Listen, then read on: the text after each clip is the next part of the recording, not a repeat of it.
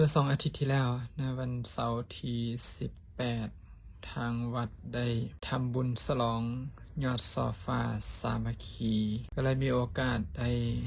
เทศน์หรือแสดงธรรมเกี่ยวกับประวัติและความเป็นมาของยอดซอฟ้าซึ่งผู้เทศน์คิดว่ามีความสำคัญหลายอย่างและก็หลายจุดแต่สิ่งหนึ่งที่จะนำมาเว้าก็คือเมื่อหลายปีก่อนอาตมาเห็น Facebook ของอตนญาติโยมท่านหนึ่งโพสต์ลงใน Facebook ว่าถ้าเมียเฮาไปทำบุญเฮาก็จะได้บุญนำบ่เป็นคำถามที่ดีถามว่าถ้าเมียเฮาไปเฮ็ดบุญเฮาบ่ได้ไปเฮาจะได้บุญนำบ่ถ้าอยากรู้ว่าเฮาบ่ได้ไปบุคคลใดบุคคลหนึ่งไปนี่เฮาจะได้บุญนำบ่ต้องไปอ่านเรื่องมัคคะมานพในเรื่องมัคคะมานพนี่มาเทศไปโดยมีเนื้อหาโดยคร่าวๆว่ามัคคะมานพเป็นสายหนุ่มคนหนึ่งที่เกิดอยู่บ้านอาจารคามแล้วก็มีจิตใจที่เอื้อเฟื้อเผื่อแผ่หรือว่ามีใจเป็นสาธารณกุศลก็ว่าได้เพราะว่าเรามักจะปรับปรุงพื้นที่หรือบ่อนใดที่เรายืนอยู่ง่ายๆหรือเราอาศัยอยู่เราจะปรับปรุงบ่อนนั้นให้มันเกลี้ยงให้มันเตียนพอเราปรับปรุงให้มันเกลี้ยงมันเตียนมันดีแล้วเบิ่งแล้วมันดีอยู่ก็สะดวกสบายคนอื่นมาเห็นก็ไล่เราหนีเราก็หนีไปบ่อนอื่นพอหนีไปเราก็ไปเฮ็ดแบบเก่าคนใหม่มาเห็นก็ไล่เราหนีแล้วก็ไปบ่อนใหม่ก็เฮ็ดแบบเก่าแล้วชายหนุ่มคนนี้เลยมาคัมมานพนี่บ่เคยเครียดให้แม้ว่าตนเองจะถูกไล่ออกจากสถานที่ที่ตนเองเฮ็ดดีแล้วแต่เราก็บ่เคยเครียดให้คนที่ไล่เราเลยแล้วก็เฮ็ดไปเรื่อยๆนอกจากจะปรับพื้นที่ที่ตนเองอยู่เราไปปรับถนนหนทางบ่อนเที่ยวเส้นบ่อนถนนบ่อนใดเป็นขุมเป็นบ่อเราไปปรับให้มันราบเรียบให้มันเสมอแล้วก็ถ้ามีกิ่งไม้ใบหญ้าแย่มาหนทางแล้วก็ไปหานไปตอนออกมีมื้อหนึ่งมีคนมาเห็นเราเฮ็ดแบบนั้นก็เลยถามว่าเจ้าเฮ็ดหยังเราตอบว่าค่อยเพี้ยวทางไปสวรรค์คนนั้นก็เลยว่าเพี้ยวทางไปสวรรค์คันซั่นเฮาก็สิเอานำกันนะก็เลยมาอาสาสมัครเฮ็ดนำเราทีนี้พอมีคนหนึ่งมันก็มี2คน3คนเพิ่มขึ้นมาจนฮอด33คนพอฮอด33คนนี่มันก็ถือว่าเป็นกลุ่มใหญ่พอสมควรนะบุคคลเหล่านี้นี่พากันถือมีดถือผ้าถือจอบถือเสียมคนบกนะไปปรับถนนหนทางไปตัดต้นไม้ใบหญ้าที่มันหกมันหื้อมันแย่เข้ามาถนนให้มันปลอดโปร่งโล่งสบายให้เดินทางไปมาสะดวกบังเอิญมีนายบ้านคนหนึ่งมาเห็นก็เลยถามพวกเจ้าเห็นหยังคนเหล่านี้เลยแปลงทางไปสวรรค์นายบ้านแทนที่จะดีใจกับการกระทำของบุคคลเหล่านี้เพราะว่าตนเองจะได้บ่ต้องเอิ้นคนมาเฮ็ดจะได้บ่ต้องจ่ายเงินจ้างคนมาปรับปรุงถนนหนทางในทางกงกันข้ามเรากับคิดว่ามันบ่เกิดประโยชน์ต่อเราเช่นในหนังสือได้กล่าวเอาไว้ว่าเราคิดว่าถ้าบุคคลเหล่านี้ไปยิงนกตกปลาหรือต้มเหล้าเราก็จะมีส่วนได้รับจากบุคคลเหล่านั้นทีนี้ลองนึกภาพว่า30คนถ้าไปถึง33คนนี่เราก็จะยิ่งได้หลายพอสมควรนะได้ผลประโยชน์จากบุคคลเหล่านั้นหลายพอสมควรแต่บุคคลเหล่านี้บ่ไปเมื่อบ่ไปเราก็เลยไปฟ้องพระราชาบอกพระราชาว่าอยู่หมู่บ้านแห่งนี้นะมีโจรกลุ่มหนึ่งรวมตัวกันพระราชาบ่ได้ฮู้ใต้ฮู้เหนือคือสั่งคนไปจับพอไปจับมาก็ลงโทษด้วยการเอามานั่งจุ่มกันแล้วก็ให้ทหารขี่ช้างใส่ช้างไปเหยียบให้ตายพอช้างเข้าไปบ่ทันฮอดมัคคะมานพส่วนกับหมู่บอกกับหมู่ว่าอย่าได้ไปเครียดไปขมจะได้ไป แก้แค้นหรืออีหยังให้กับบุคคลเหล่านั้นในทางกงกันข้ามให้แผ่เมตตาให้นะคือแผ่เมตตาให้คนกับสร้างที่จะมาเยียบพอสร้างเข้ามาใกล้ๆกับบ่เยียบบ่เยียบก็ใส่เข้ามาอีกกับบ่เยียบใส่เข้ามาอีกกับบ่เยียบก็เลยคิดว่าสร้างบ่เยียบบุคคลเหล่านี้นี่น่าจะเป็นเพราะเห็นตัวเป็นๆก็ได้เอาผ้าเอาซาดเอาอย่างมาคุมไว้แล้วก็ใส่สร้างไปอีกสร้างกับบ่เยียบเมื่อเห็นเป็นแบบนั้นพระราชาก็เลยเอิ้นบุคคลเหล่านี้มาถามว่ามันไปมาในใดกันแท้บุคคลเหล่านี้ก็เลยบอกว่าพวกข้าพระองค์เนี่ยบ่แม่นโจรแต่รวมตัวกันสร้างสาธารณประโยชน์เส้นปรับปรุงถนนหนทางที่อยู่อาศัยให้มันเดินไปเดินมาสะดวกถือเป็นการแผ่วทางไปสวรรค์พระราชาก็เลยคิดว่าโอ้เสร็จแล้วเฮาถึกนายบ้านนี่ต้มแล้วนะบ่ได้พิจารณาคิดหน้าคิดหลังจับบุคคลเหล่านี้มาลงโทษเป็นการคิดผิดอย่างมหันต์ก็เลยยกครอบครัวของนายบ้านนี่ให้เป็นทาสหับไส้ของมะขามนพกับหมู่คณะนอกจากนั้นก็ให้สร้างให้ปัจจัยอุปกรณ์อย่างต่างๆมาเมื่อมะขามนพได้สิ่งเหล่านี้มาก็เลยส่วนหมู่ไปบำเพ็ญสาธารณประโยชน์ต่อทีนี้เมื่อเฮ็ดไปนี่ก็มีคิดขึ้นมาว่าถ้าเฮาสร้างศาลาไว้ทางสี่แยกน่าจะดีเป็นประโยชน์แก่คนเดินทางสัญจรไปมาพอคิดแล้วก็ส่วนกันเฮ็ดในการสร้างศาลานี่บ่ได้ให้ผู้หญิงมีส่วนร่วมมีแต่ผู้ชายมีแต่หมู่คณะเฮ็ดกันล้วนๆเลยพอสร้างไปเมียของมะขามนพคนหนึ่งชื่อว่านางสุธรรมาคิดว่าผัวเฮาสร้างศาลาแล้วบ่ให้สตรีหรือผู้หญิงมีส่วนร่วมเฮาเฮ็ดจังใดจึงจะมีส่วนร่วมนำการทำคุณงามความดีทำประโยชน์สาธารณะในครั้งนี้นางก็เลยออกอุบายเอิ้นนายสร้างที่ซอยสร้างศาลานั้นมาแล้วก็บอกกับนายสร้างว่าเฮาอยากมีส่วนร่วมในการสร้างศาลาตัวนี้สิเฮ็ดแนวใดจึงจะมีส่วนร่วมใด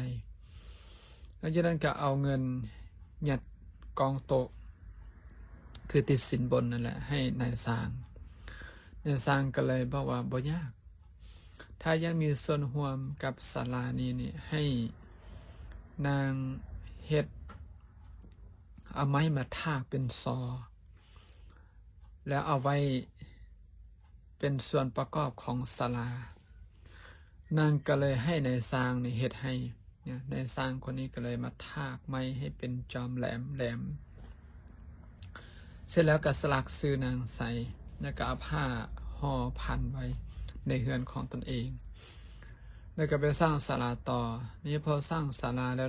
บัดนี้มะขามนพกับหมู่ก็เลยเอาละเฮาแล้วละเฮาจะฉลองศาลานายสร้างที่ได้รับติดสินบนมาก็เลยบอกโอ้ยังบ่แล้วเท่าใดศาลานี้ยังบ่มียอดว่าซั่นมะขามนพก็เลยโอ้คันท่านสิเฮ็ดอันใดเดี๋ยวเฮาสิไปเอาไม้มาให้ตัวเฮ็ดยอดใส่ได้บ่นายสร้างบอกว่าไม่ดิบบ่ดีมะขามนพก็เลยคันซั่นสิไปเอาไม้แห้งมาให้เอาไม้แห้งมาให้ก็เฮ็ดบ่ทันนะสิฉลองนะเฮ็ดบ่ทันมะขามนพก็เลยถามเอาแล้วเฮาสิเฮ็ดอันใดดีนายสร้างก็ได้คิดว่าเอาจังซี่เฮาไปหาซอกซื้ออยู่ในหมู่บ้านนะผู้ใดเฮ็ดไว้เฮาก็ไปซื้อเอามาใส่จะได้ทันเวลาหลังจากนั้นก็เลยพากันไปออกไปซอกไปเลาะตามหมู่บ้านขึ้นเฮือนั่นลงเฮือนี้ขึ้นเฮือนั่นลงเฮือนี้ไปซอกซื้อซอไม้ที่จะเอามาใส่เป็นองค์ประกอบเป็นซอของศาลาซอกเฮือใดก็บ่มีซอกเฮือใดก็บ่มี เหลือแต่เฮือนเมียของตนเองเฮือนของนางสุธรรมาก็ขึ้นไปเอาไปถามโอ้นางมีนางมีปรากฏว่าพบอยู่เฮือนนางสุธรรมาทีนี้จะซื้อเอาด้วยความที่ว่าตอนทำอิฐนี่ตั้งใจเอาไว้ว่าจะบ่ให้ผู้หญิงมีส่วนร่วมก็เลยคิดว่าจะซื้อเอานางสุธรรมาพัดบ่ขายนะนางบอกว่าถ้าให้ตนมีส่วนร่วมจะยกซออันนี้ให้ซอฟ้านี่ให้แต่ถ้าบ่ให้ตนมีส่วนร่วมต้นก็จะบ่ขายเด็ดขาดเอาไปมาก็เลยยอมนะยอมแทนที่ซื้อก็บ่ได้ซื้อแต่ให้นางได้มีส่วนร่วมก็คือบ่ซื้อเอานะเอาไม้ยอดโซฟาของนางนี่ไปใส่ศาลาแล้วก็สลองทีนี้พอคนผ่านไปผ่านมาก็จะเห็นเพราะว่าสลักชื่อนางสุธรรมาไว้ถึงยอดโซฟาแม่นบ่บางคนผ่านไปผ่านมาก็เห็นโอ้ศาลาสุธรรมาศาลาสุธรรมาได้เมียผู้ที่สองของมคะมานพฮู้ว่านางสุธรรมาเมียคนทำอิฐมีส่วนร่วมในการ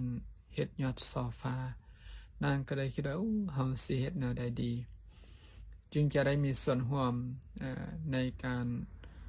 สร้างสาธารณประโยชน์ในครั้งนี้นางก็เลยคิดว่าเอาละในเมื่อศาลามีแล้วยอดโซฟามีแล้วเมียคนอิฐเฮ็ดแล้วแต่ถ้าคนมาพักอยู่ศาลานี้เดินทางไปมาพักอยู่ศาลานี้นี่แล้วมีน้ำอาบน้ำดื่มก็จะเป็นการดีดังนั้นนางก็เลยให้ขุดบ่อน้ำไว้ให้คนได้กินได้อาบจะได้สบายใจเย็นใจก็เป็นอันเสร็จเรียบร้อยนะเมียผู้ที่สองมีส่วนร่วมเมียผู้ที่สามเอาคนที่หนึ่งที่สองก็มีส่วนร่วมเฮาเฮ็ดจังได๋จึงจะได้มีส่วนร่วมในการในศาลานี้หรือว่าในสาธารณประโยชน์นี้นางก็เลยคิดว่าศาลาก็มีละน้ำดื่มน้ำอาบก็มีละแต่ขาดอยู่อย่างหนึ่งคือบ่มีต้นไม้กับสวนดอกไม้ดังนั้นถ้ามาพักผ่อนแล้วมีน้ำดื่มมีน้ำอาบแล้วชมวิวไปนำนะมันก็จะเป็นการดีดังนั้นนางจึงให้ปลูกดอกไม้ปลูกต้นไม้ให้มันลมลื่นให้มันสวยงามเอาเป็นว่าเมียผู้ที่หนึ่งผู้ที่สองผู้ที่สามต่างก็มีส่วนร่วมในการสร้างศาลาในครั้งนี้ในการสร้างสาธารณประโยชน์ในครั้งนี้บัดนี้มาฮอดเมียผู้ที่สี่เมียผู้ที่สี่เนี่ยคิดดังนี้ว่าผัวเฮาเฮ็ดก็คือเฮาเฮ็ดเฮาเฮ็ดก็คือผัวเฮาเฮ็ดดังนั้นถ้าผัวเฮาสร้างทำบุญเฮาก็ได้บุญนำเฮาทำบุญผัวก็ได้บุญนำดังนั้นนางก็เลยบ่เฮ็ดเพราะผัวตนเองเฮ็ดตนเองก็ได้ก็เลยมีแต่แต่งโตในสาดกเพิ่นกล่าวไว้แบบนั้นกุลในสาดกเพิ่นกล่าวไว้แบบนั้นว่ามีแต่แต่งโตนี่พอมีแต่แต่งโตนี่พอไปฮอดบั้นปลายชีวิตนะบุคคลเหล่านี้สิ้นอายุไขมคามนพไปเกิดเป็นท้าวสักกะส่วนคนอื่นๆไปเกิดเป็นบริวารไปเกิดเป็นเทวดาเป็นเทพบุตรเมียทั้ง3คนนี่ก็ไปเกิดถึงสวรรค์แล้วก็สวนศาลานี่ก็ไปปรากฏอยู่ถึงสวรรค์เป็นสวนสุธรรมาศาลาสุธรรมามีสาบกคราณีมีอย่างอยู่ถึงสวรรค์นี่ท้าวสักกะเลยพระอินทร์นี่ก็เลยเบิ่งเมียเฮาคนที่1คนที่2คนที่3นี่ล้วนแล้วแต่มาเกิดถึงสวรรค์หมดเลยแล้วอีกคนหนึ่งไปใส่นะซอกเบิ่งพอเบิ่งไปเบิ่งมาเห็นพูนไปเกิดเป็นนกยางขาวอยู่ซอกเขานะยืนจองอท่ากินป่าดังนั้นลองมาคิดวิเคราะห์เบิ่งนำกันว่าถ้าเป็นดังทีนางวา นางก็คงจะบ่ได้ไปเกิดเป็นนกยางขาวแม่นบ่เพราะว่าถ้าผัวเฮ็ดบุญเมียก็ได้บุญถ้าเมียเฮ็ดบุญผัวก็ได้บุญแต่อันนี้มคามนพผู้เป็นผัวเฮ็ดและกับเมียคนที่1 2 3ก็เฮ็ดบุคคลเหล่านี้ไปเกิดถึงสวรรค์ส่วนนางนี่ไปเกิดเป็นนกยางขาวดังนั้นการที่จะบอกว่าคนหนึ่งผัวเฮ็ดแล้วเมียใดเมียเฮ็ดแล้วผัวก็ได้นำนี่คิดว่ามันคงจะเป็นไปได้ยากหรือเป็นไปบ่ได้เลยถ้ายกเรื่องนี้ขึ้นมาอ้างอิงนะดังนั้นย้อนกลับไปหาสิ่งที่พอออกคนหนึ่งนะโพสต์ลงใน Facebook ว่าถ้าเฮาบ่ได้ไปสะบาดเมียเฮาไปใส่นี่เฮาก็จะได้บุญนำบ่อนั่นนะอาตมาคิดว่านี่เรื่องนี้นี่เป็นคำตอบที่ดีที่สุดให้กับพอออกนะแล้วก็บัดนี้ถ้าอยากได้บัดนี้นะถ้าอยากได้บัดนี้มันมีเรื่องการให้ทานหลายๆเรื่องยกตัวอย่างง่ายๆในบุญกิริยาวัตถุ10นี่หนึ่งในนั้นนี่เพิ่นว่าถ้าเฮาบ่ได้ทำบุญเองแต่เห็นผู้อื่นทำเนี่ยเฮาอนุโมทนาสาธุนำบุญนั้นก็เกิดเช่นเดียวกันถ้าเฮาบ่ได้ทำบ่มีโอกาสทำเห็นผู้อื่นทำซอยขนขวายเฮาก็ได้บุญนำนะดังนั้นเอาเป็นว่าอธิบายคิดว่าถ้าเมียมาใส่บาตรแล้วผัวมีส่วนร่วมอย่างใดอย่างหนึ่งบ่ว่าจะเป็นเกี่ยมอาหารขับรถหรืออีหยัง